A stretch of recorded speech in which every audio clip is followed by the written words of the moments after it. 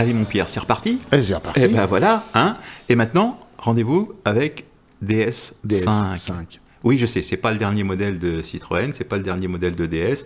Je sais que c'est un peu d'année tout ça, ce truc-là. 2011. 2011, la première.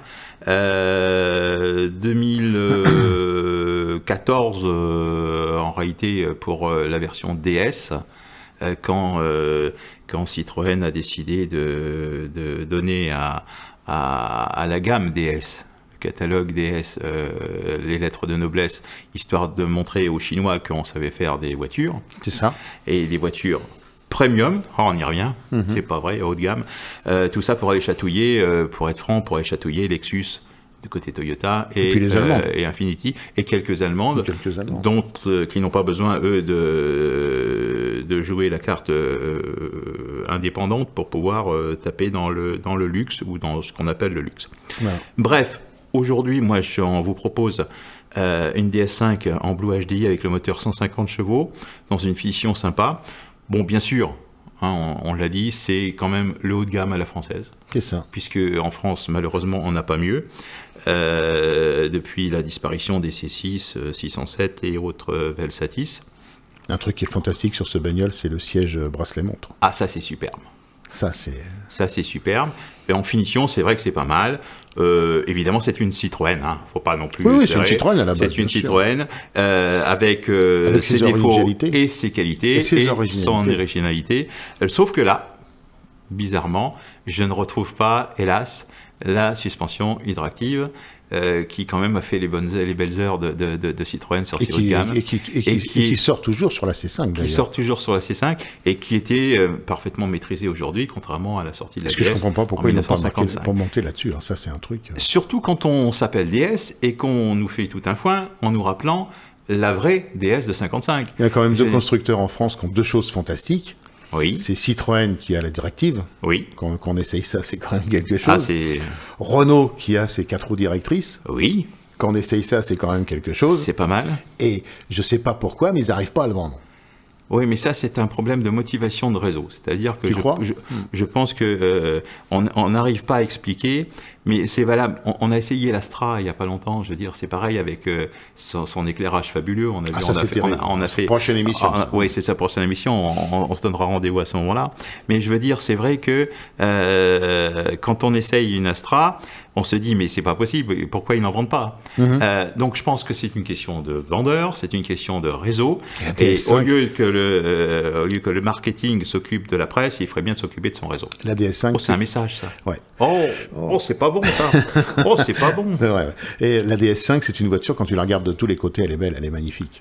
Elle est superbe. Bon, ils auraient pu éviter les sabres sur le côté. Moi, je trouve ça magnifique. Ouais, mais bon, c'est ça qui fait notre différence, cher ami. Oui. Mais les sabres, moi, je trouve ça magnifique. C'est une idée fantastique. Oui, non, enfin, c'est... Moi, j'avais fait une émission avant qu'on soit ensemble. J'avais fait une émission avec le il y a eu une vie avant designer, oui, avec le designer qui a pondu cette voiture.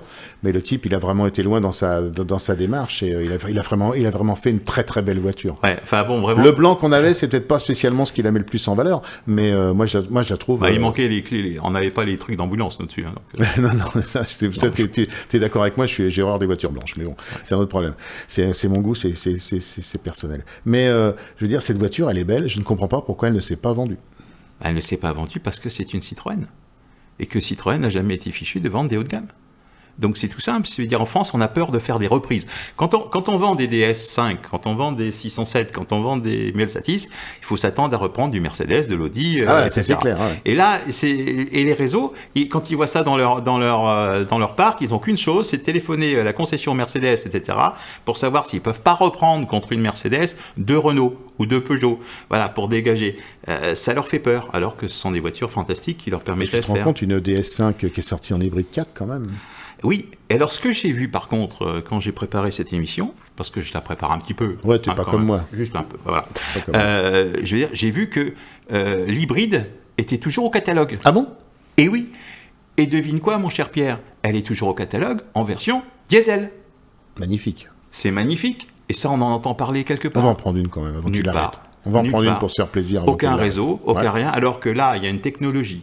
Chez Citroën et Peugeot, d'ailleurs, puisque chez PSA, il y a une technologie de l'hybride 4 à l'époque ce qu'on appelait l'hybride 4 et qui existe manifestement toujours sur un moteur diesel, parce que c'est quand même le meilleur moteur, je suis désolé, hein, avec un bon couple, avec une bonne puissance. Moi je suis diesel de toute manière, je veux dire, voilà. Ah mais moi aussi, puis il ne me faut pas changer la vie. Donc, je veux dire, et là, l'hybride existe et on n'en parle pas. Ils nous bassinent avec leurs petits 3 cylindres ridicules, là, qui consomment une fortune et qui fait un bruit d'enfer. Voilà, donc l'hybride, a priori, existe toujours. Non, mais on va en prendre une, il faut qu'on fasse un essai avec ça avant qu'il l'arrête. Et chaîne d'hybridation quand même qui est montée chez BMW, il faut le savoir quand même. Bien sûr, donc c'est pas n'importe quoi. Si BMW le monte, c'est que c'est bien, quoi. Non, mais je veux dire, on a une technologie, on ne sait pas la vendre. Comme beaucoup de choses d'ailleurs. Voilà, tout à fait. C'est dommage parce que cette voiture a plein de qualités. Enfin, moi, j'ai beaucoup roulé avec, j'ai beaucoup aimé. J'ai pas pris l'autoroute parce que je me suis dit, j'en ai pris un petit peu d'autoroute. J'ai pris que 200 km d'autoroute pour descendre de Paris. Et puis après, je me suis régalé sur les petites routes, quoi. Parce que c'est vrai que ça tient par terre, c'est vrai que ça marche bien, enfin voilà quoi. C'est très confortable quand même, mine de rien. Bon, c'est pas si bien, c'est pas ce qu'on attend, c'est pas le confort. Non, parce que dans ma famille, on a un C5 Tourer avec une hydractive. C'est quand même sensationnel, même en tenue de route, je veux dire, ça vire à plat, enfin je veux dire. Sur le marché, il n'y a rien qui peut égaler une hydractive. Rien. Mais alors rien de chez rien. Alors, il faut quand même savoir, j'ai comme l'impression, quand on discute avec les gens de Citroën ou de DS, pardon, j'ai vraiment l'impression qu'ils n'auraient rien à faire du réseau français. Et ça m'inquiète un peu, parce qu'ils parlent d'actionnaires, ils parlent beaucoup de choses de marché chinois, ils se disent que le marché chinois, même s'ils vendent que du Citroën là-bas un petit peu, c'est plus que le marché français. Et donc, ils orientent vraiment tout avec des modèles spécifiques. On a vu d'ailleurs que la DS5 spécifique Chine était tout à fait différente, avec une finition différente. Elle s'appelle LS, je crois, de mémoire. Voilà, donc ils réservent au marché chinois des modèles et des prestations qu'ils ne mettent pas en France. Dommage. Dommage, voilà, je crois que c'est le mot. Je crois qu'il faudrait que PSA se rappelle qu'un jour, ils sont avant tout constructeurs français. Oui, mais pas qu'ils aient une volonté mondiale, d'accord. Mais il faut penser aussi qu'il y a un marché haut de gamme en France qui est complètement bouffé par le premium. Le premium, il y a une majeure partie des voitures premium qui ne sont pas des premiums, qui ne sont pas du haut de gamme. C'est des voitures, ça permet de les vendre plus cher pour moi, c'est tout, point à la ligne. Mais là, c'est dommage parce que cette voiture-là, elle a pas raté sa carrière, mais ils auraient pu faire des volumes de vente beaucoup plus importants s'ils avaient su la vendre, cette voiture. Alors, donc, prouver aux gens que c'était une belle voiture, la mettre à côté d'une Allemande, moi je suis désolé, tu la fous à côté d'une Allemande, l'Allemande a fait fade à côté. Je parle en style. Oui, c'est différent. Je veux dire, c'est une autre alternative et c'était un choix que proposait Citroën et qui était bien. Mais ceci dit, c'est une Citroën. La gamme DS aujourd'hui, elle est constituée d'anciennes Citroën. Il y a encore rien. Alors bien sûr, il y a la DS7 qui arrive. Là, on l'attend pour le salon. Oui, on a fait la connaissance de la charmante chef de projet DS. Oui, oui, absolument. Avec qui j'ai déjà fait fort sympathique. Et c'est très bien que ce soit une nana qui ait pris les rênes de ça parce que cette absolument. On a été quand même fasciné par DS9, donc on sait qu'il y a des jolis projets dans les cartons. Ceci dit, moi j'attends que DS, constructeurs indépendants aujourd'hui et affranchis, se construisent un vrai catalogue et ne prennent pas la DS3, la DS4 qui est particulièrement affreuse et la DS5 qui est pas mal mais en vieillissante et en retraite. Donc je veux dire voilà, donc je crois que là il va falloir que DS s'affranchisse. Ils ont un nom. Ils ont un nom quand même. Quand la DS est sortie la première fois que les gens ont vu quand ils ont enlevé la bâche là enfin pas la bâche, quand ils ont enlevé le voile, on va dire ça c'est à la mode. Quand ils ont enlevé le voile sur la DS et où tout le monde a été scotché. Parce qu'on le voit bien, les photos aériennes du salon de cette époque-là, tout le monde est autour de la DS, il n'y a plus personne dans les autres stands. Hein. Ah non. Voilà, c'est ça qu'il faut qu'ils fassent. Je veux dire, c'est ça qu'il faut qu'ils refassent. Mais ça, ils ne sont pas capables aujourd'hui de faire ça. Ah ben oui, malheureusement, oui. Mais je veux dire... Et puis les actionnaires ne vont pas vouloir. Il y a trop de risques. Bah oui, mais non, il n'y a pas de risque. Mais non, il n'y a pas de risque. Tu fais ça, ça marche. Attends. Oui, mais je veux dire, les actionnaires, c'est frileux. Parce qu'il n'y a que qui compte aujourd'hui, hein, on est d'accord. Rappelle-toi Audi avec l'Audi TT, ils avaient scotché tout le salon quand ils ont sorti cette bagnole. Ah oui. Ben voilà, c'est ça qu'il faut faire. Mais c'est ça qu'on attend d'un constructeur. Chez un constructeur, il y a deux choses essentielles. Le président et les actionnaires. Oui, voilà. Après... Mais bon, ça c'est pour toutes les marques. Maintenant, ils en sont tous là. Hein. On voit bien jusqu'où ça a été dans le groupe VAG. Hein. Jusqu'à quel... Ils sont presque allés jusqu'à l'autodestruction avec ça. Hein. Oui, d'ailleurs, bon, ils y travaillent. Hein. Il continue d'y travailler à l'autodestruction. Hein. Tu crois? Ah oui, là, déjà 3,6 millions de moteurs qui ont été remis à d'équerre. Oui, je pense que... remis d'équerre, attends, ils ont mis une espèce de coupe-frites, là.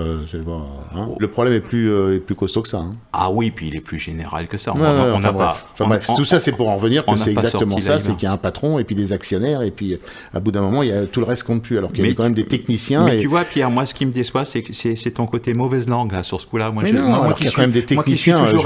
Moi qui suis toujours réservé, qui critique pas.